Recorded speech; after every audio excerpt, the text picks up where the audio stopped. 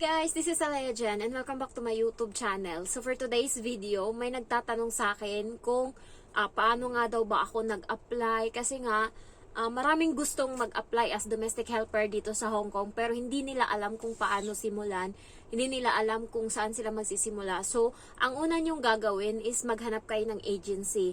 So wag niyo munang asikasuhin lahat ng kung anong mga requirements pero unang-una is dapat meron kang passport bago ka pumunta ng agency. Kaya yung first na gagawin mo is kumuha ka ng passport. Tapos pag naka-passport ka na, doon ka na ngayon pupunta ng mga agency. So meron akong reels dyan. Pwede kong ilagay siguro yung link niya sa comment section. Sa mga nangihingi, yun yung mga legit na agency. Dito sa YouTube, meron akong short na video. Meron dyan na agency, legit agency, na bound to Hong Kong, domestic helper. So, parang 10 ata yan sila. Pero yung pinaka, number 1 talaga is Light and Hope Employment Agency. Yung, opisina niya is nasa US Embassy. Alam niyo yung Dolomite Beach, malapit siya doon. Yung Dolomite Beach dito, tawid ka, and then hanapin mo yung Pearl of the Orient Tower. Ayan, so harap siya ng US Embassy. Nandyan, makikita mo na agad may nakalagay dyan, Light and Hope, ayan, sa gilid. So, alam mo kaagad. Doon ako nag-apply and awa ng Diyos, doon ako nakakuha ng employer. Yung isa is sa King's Manpower, Remedios siya. So, hindi ko lang alam. Bago mag Pedro Hill na, na station, ano ba yun, yung mula Baclaran, bago mag Pedro Hill, yan yung babaan niya. Hindi ko lang alam kung Remedios Street yun. Basta, dyan yung train na babaan mo, and then, dire-diretso ka lang, tapos, papunta ka doon pa, pagbaba mo, punta ka ng left, ayan, left na side. So, doon dire-diretsohin mo, nandun yung King's Manpower. So, siya, Malvar Street, nandun. Mag-apply ka din doon, try mo muna sa Kings bago ka magpunta sa Light and Hope. Kasi sa Kings, hindi nila kinukuha yung passport mo. So, pag natanggap ka doon, kasi ura-urada, matatanggap, ka doon malalaman mo kung tanggap ka or hindi sa King's Manpower. Kasi yung nag-e-interview lang sa'yo is yung matanda doon. Hindi ko lang alam, pero parang may lahi siyang Chinese. Siya lang yung nag-e-interview. Tapos, okay na, wala nang interview ng agency sa Hong Kong. Siya na mismo na parang may-ari siya doon. Siya na yung nag-e-interview kung pasa o hindi. Tapos, pag natanggap ka, ayun, isi-xerox lang nila yung passport mo, ganyan. And then, ka na, pwede ka nang umalis. So, i-briefing ka nila kung ano yung mga, na kailangan mo. Sa Kings kasi, pag natanggap ka doon, kailangan mo magpasa ng picture na naka all white ka, polo shirt, and nakaganon ka ng kamay. Ayan, white background. Ikaw yung gagawa nun. Sa Light and Hope sila gagawa, pero babayaran mo. Dito sa Kings, libre yun, ikaw gagawa. So, nakaganyan. And then, second is mag-video ka na white din yung background. Magpakilala ka, introduce yourself, kung bakit ikaw yung pipiliin nila na maging domestic helper, kung ano yung experience mo, ganyan, kung ano yung may degree ka ba. Plus na kung kung fluent ka magsalita ng English and meron kang degree. Ayan, plus points yan sa kanila. So, ayan, yung qualification mo, kung ano yung trabaho ng parents mo, ganyan, kung ilang kayo magkapatid, ayan, introduce mo dyan yung sarili mo. So, ipapasa mo yun sa King. So, yun, antay ka na lang kung kailan ka magkaroon ng employer's interview. Ako, 1 month ako nag-apply sa Kings. Pag natanggap ako, tapos, ang tagal, 1 month bago ako nagkaroon ng employer. So, siguro mga 2 weeks. Tapos parang walang balita, hindi rin sinabi ng doon ng HR kung ano nangyari sa application ko. Basta sinin lang nila yung sinend ko na picture tsaka video. Tapos nung una, tinanong ko siya, okay na ba yan? Follow up, ganyan. Tapos sabi niya, baguhin mo. Sinin niya lang muna. Tapos parang mga ilang days, tinanong ko siya kung ano nangyari doon sa application ko. Bakit wala siyang sinabi kung okay na ba yung video ko. Tapos nung tinanong ko, doon niya na nireplyan na baguhin mo kasi nga daw, hindi daw malinaw. So, ayun, binago ko. Kung hindi ko pa pinalo up, hindi pa masikaso yung akin. Kaya kailangan dyan sa Kings, pukpukin mo din sila. Hindi pwedeng hindi mo, gawin. Kasi nga, wala sila pakialam sa'yo. Tatapon nila yung application mo kapag hindi ka porsigido. Ganyan. So, pagkatapos noon is, yun, umalis ako 2 weeks. Tapos, parang walang nangyari. Nag-apply ako sa Light and Hope. Nakita ko yung Light and Hope sa YouTube. Marami doong mga mga naka-uniform ng domestic helper ng mga Pinay na nagvi-video sila, introduce yourself. Doon ko nakilala si Light in Hope. Tapos sinearch ko siya sa Facebook. Doon ko nalaman yung address niya. Pasalamat nga kayo kasi ako, sinusubo ko na sa inyo yung mga address, ganyan. Kung may nagtatanong sa akin sa Facebook, mini-message ko, ako sariling sikap. Wala akong tinanungan. Ako lang mismo nag-ano sa sarili ko. Kasi kapag gusto mo talaga, pupush mo yan, hanap ka ng paraan, hindi yung isusubo pa sa'yo ng ibang tao kung gugustuhin. Kasi merong iba na isusubo ko pa talaga, talagang lahat itatanong sa akin. Ako dito sa Hong Kong, nagtatrabaho ako, panakaw lang ako kung mag-cellphone. Sa gabi nga, alas 11 na ako natatapos. Ilang oras, ilang minuto na lang yung natitira sa akin, tapos matutulog na naman ako uli. Kasi alas 5 ng umaga, kailangan ko na naman gumising para magluto. So, wala talaga akong pahinga. Tapos yung minsan, yun, panakaw lang ako nagre-reply. Yung iba, hindi ko na nare-replyan. Basta nasisin ko lang. Kasi nga, grabe na talaga yung busy. Tapos may mga CCTV pa dito sa bahay, ganyan. So, hindi ko talaga manakaw-nakaw. Tapos, ayun, nag-apply ako dyan sa Light in Hope. Natanggap ako. Kaso, noon dati, every week, meron silang iba-ibang agency sa Hong Kong na nag-i-interview schedule. Halimbawa, ngayon, yung pangalan ng agency dito sa Hong Kong na mag-i-interview is yung HINS. Sunod na week is yung Asia Selective. Yung Asia Selective nila is personal mismo na may-ari dito sa Hong Kong na agency. Pupunta ng Pinas and titignan kayo isa-isa.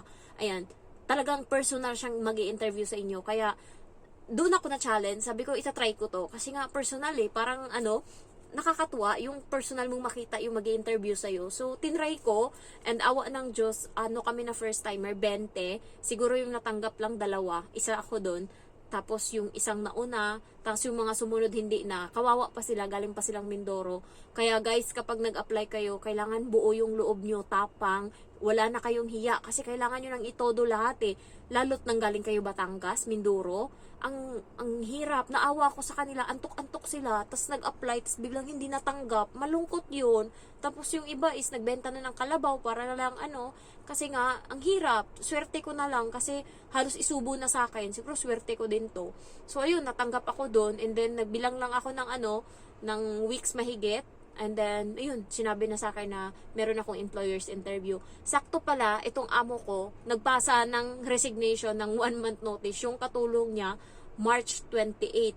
March 29, pumunta siya ng agency, nagpili siya doon ng mga katulad ko, ng mga prospective niya na kunin na helper, tapos siya agad, nag-schedule siya. Friday dapat yun 29 yun, alala ko. March 29. Sabi ng agency ko, may interview ka mamaya alas 2. Friday. Sabi ko, yes ma'am, okay. Nagtatrabaho ako noon, pero gagawa ako ng paraan, ma-interview lang. Tapos sabi niya, I cancel, bukas na lang. Bukas kasi Sabado, alas 10 sila nagising. Alam mo yung pagkausap ng amo ko sa akin, bagong gising silang dalawang mag-asawa, tapos yung bata tulog pa, hindi ko nga nakita. Kasi kung gising yung bata, yun, pupunta na yun sa akin na yun, kasi, parang pakialamera yung bata, lahat gusto niya na desisyon ng mag-asawa is kasama siya sa desisyon. Pinapakinggan din ng amo kong babae kung ano yung desisyon ng bata. So, nung time na yun, wala yung bata. Ayun, nagtanong, tapos alas 2, nakabuo na sila ng desisyon. Sinabi sa akin na ako daw yung kinuha nila na katulong, sabi ng agency dito sa Hong Kong. Tapos hiningan ako ng address ko, pinrasis na kaagad yung paper ko, pirma agad yung amo ko ng kasi Sabado, walang pasok yung bata, diretso agad sila sa sa agency, nagpirma sila doon ng kontrata ko. Kasi may pirma na yung akin binitbit na ng agency ng Hong Kong. Kasi nga, pumunta silang Pinas, diba, in-interview kami doon.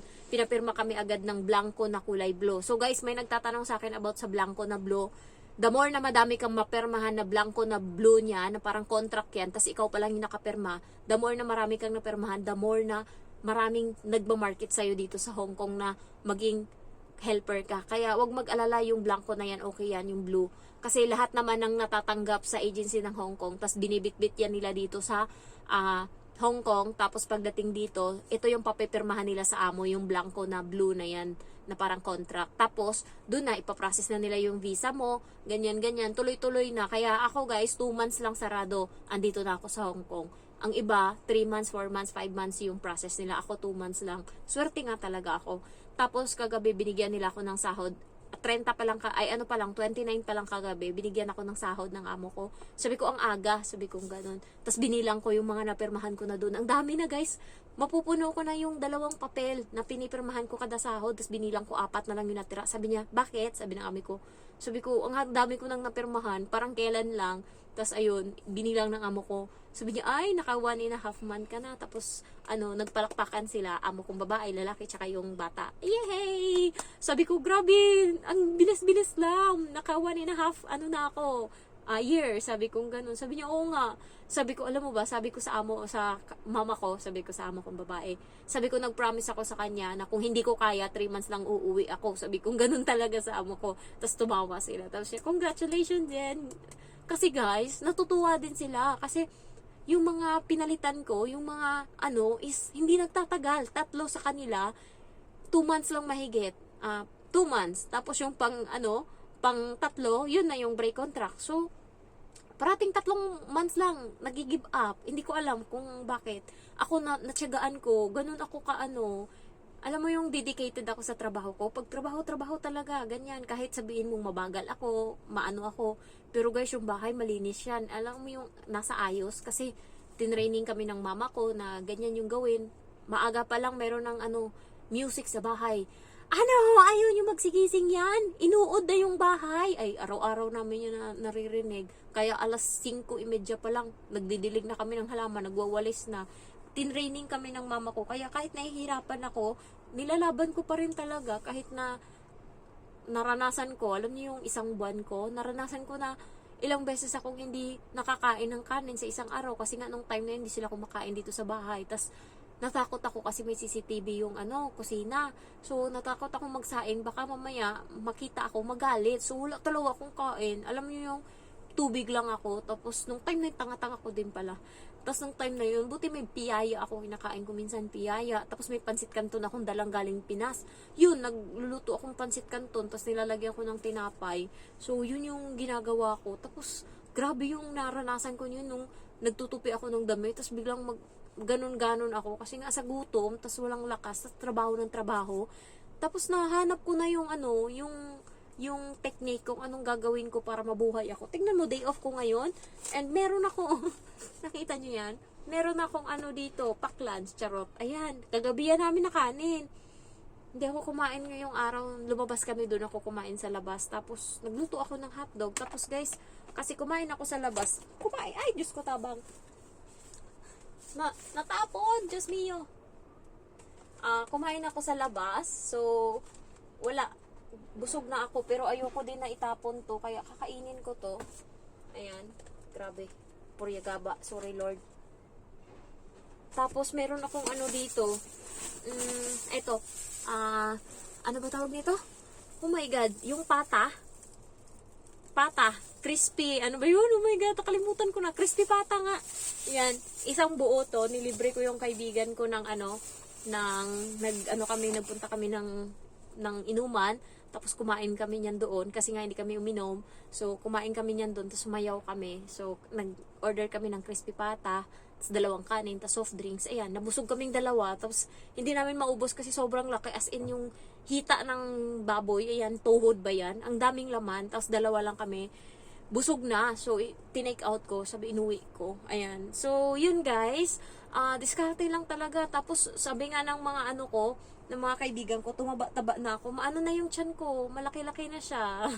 Kasi nga, sa una lang talaga mahirap, tas gutom ka. Pag nahanap mo na yung tamang kung saan ka makakasaing, saan ka makakakupit ng pagkain, kahit may CCTV yan, mo yan dyan. Hindi ka naman, pag talagang sinita ka, sabihin mo bakit, kasama yan sa pagkain ko, hindi mo ko papakainin. Gulat nga sila kanila noodles yung ulam nila, ang pagkain nila. Tapos ako nakakanin sa kusina, chill lang, kain lang ako kanin. Alam naman yan ang amo ko, nagsasaing ako, ganyan-ganyan. Alam niya na yan. Kasi nga, alam niya naman siguro na hindi ako sanay na walang kanin. Kaya natutuwa yan siya kasi parati may laman yung bibig ko guys, parati ko pumupunta ng kusina, may mga pagkain ako doon. So thankful na din ako kahit sabi ko nga sa kanila, sabi ko sa amo kong babae, pag umalis ako dito sa Hong Kong, hindi na ako magtatrabaho, hindi na ako maghanap ng ibang amo. Ito lang talaga yung bahay na pagtatrabahuan ko, sabi kong ganun. Tapos natuwa yung amo ko sa akin. Kasi nga guys, hindi ko kaya sa iba, hindi ko kaya yung ano siguro, hindi ko talaga alam. So, thankful na ako sa ano ngayon. Kaya guys, yung nagtatanong diyan kung paano mag-apply, unahin nyo muna mag-passport kayo, hanap kayo ng agency. Tapos pag nandoon na kayo, natanggap na kayo, tuloy-tuloy na yan. Bibigyan nila kayo ng ng requirements kung paano kumuha ng ganito, paano kumuha ng ganyan. Tuturo nila sa'yo, kaya hindi kayo mahirapan. Ako nga, walang tumulong sa akin, mag-isa lang ako nagtatrabaho, mag-isa lang ako.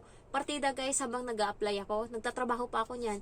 Kaya sabi ko sa inyo, basta gusto mo talaga, hindi na magsikap ka talaga. Alam mo yung proud ka sa sarili mo. Kaya nagulat yung mama ko.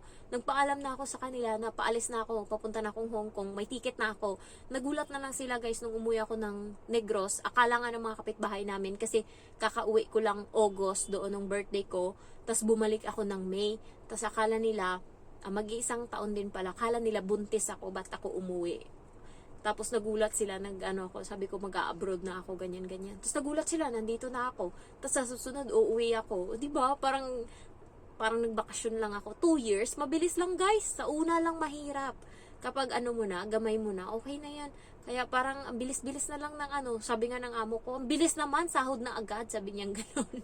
Natawa na lang ako, puro siya sahod, puro ko naman bayad sa utang. So in fairness, yung utang ko, guys, 3 months na lang yung natira sa utang ko. Mabilis na lang yung 3 months, diba? Mabilis na lang, minomotivate ko yung sarili ko kasi nga, para matapos ko na yung bahay, parang kailan lang ako nagpagawa tapos magpapagawa na naman ako uli. So, dinomotivate ko yung sarili ko para naman magka-energy ako magtrabaho. Yun yung dinidream ko. Tapos, sabi ko, bibili akong baboy, tapos kakatayin namin yan. Paborito ko yung dinuguan, kaya ubusin ko talaga, idinuguan ko talaga yan lahat. Tapos, bibili ako ng bagong ref, para yung natira na baboy kasi malaki yung bibilhin ko, ipapasok ko doon para habang nandun ako, marami kaming pagkain sa ref. So, andun, habang naglilinis ako, yan yung ginagawa ko, tapos biglang na akong ngingiti mag-isa. So, kaya kayo guys, lakasan nyo lang yung loob nyo. Kaya yan yung abroad, para lang sa mga matitiwa yan, malalakas yung loob. Kapag mahina ka, hindi talaga kaya. So, thank you for watching and I love you all. Bye-bye.